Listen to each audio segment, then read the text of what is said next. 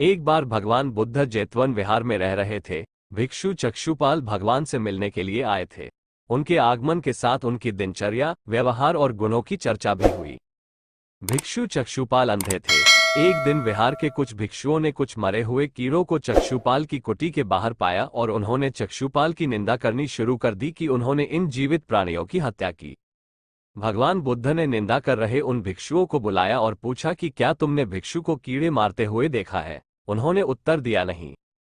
इस पर भगवान बुद्ध ने उन साधकों से कहा कि जैसे तुमने उन्हें कीड़ों को मारते हुए नहीं देखा, वैसे ही चक्षुपाल ने भी उन्हें मरते हुए नहीं देखा और उन्होंने कीड़ों को जानबूझकर नहीं मारा है, इसलिए उनकी भर्त्सना करना उचित नहीं है। भिक्षुओं ने इसके बाद पूछा कि चक्षुपाल अंधे क्यों हैं? उन्होंने इस जन्म में अथवा पिछले जन्म में क्या पाप किए?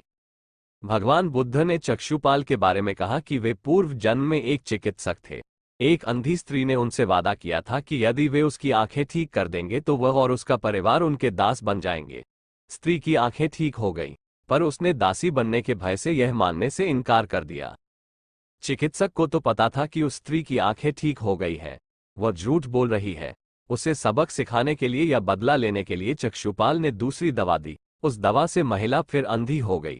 वह कितना ही रोई पिटी, लेकिन चक्षुपाल जरा भी नहीं पसीजा। इस पाप के फलस्वरूप अगले जन्म में चिकित्सक को अंधा बनना पड़ा। ऐसी ही कहानी सुनने के लिए हमारी चैनल को सब्सक्राइब करें।